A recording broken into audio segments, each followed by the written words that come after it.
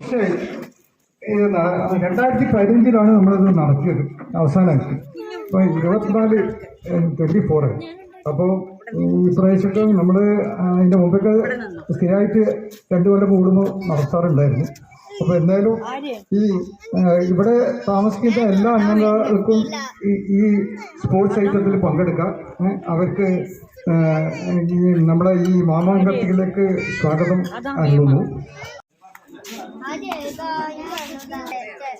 Colony അലോട്ടീസ് അസോസിയേഷന്റെ secretary പ്രിയമുള്ള George Joseph sir, നമ്മുടെ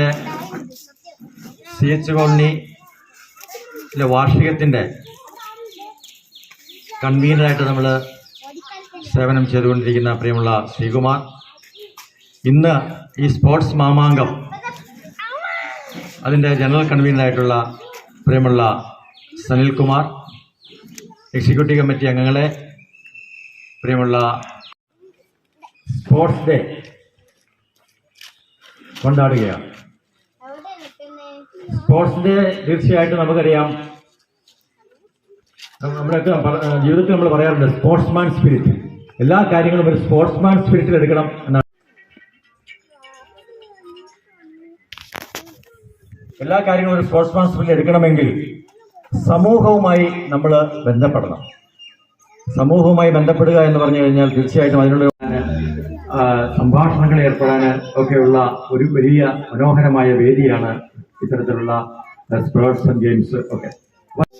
ഇന്നലെ കൊടി ഇറങ്ങി, തികച്ചു കോളനിൽ പോലും ഇന്ന് കൊടി കയറുകയാണ്. ഇവിടെ 2 പൂരങ്ങളാണ് ഉള്ളത്. ഇത് ആദ്യത്തെ sample Pooram, sports sample medical. രണ്ടാമത്തേത് മെയ് 5-ാം തീയതി നമ്മുടെ കോളനി. ഇത് രണ്ടും ചേർന്നാൽ തികച്ചു കോളനിയുടെ ഉത്സവമാണ്. നമ്മൾ കഴിഞ്ഞ കാലങ്ങളിൽ എല്ലാ വർഷവും ചെയ്തിരുന്നതാണ്. ഈ അടുത്ത കാലത്ത് കൊറോണ ഒക്കെ വന്നപ്പോൾ നമ്മൾ സർക്കാർ ഒന്ന് ബ്രേക്ക് ചവിട്ടിയതാണ്. വീണ്ടും ആരംഭിക്കുകയാണ്.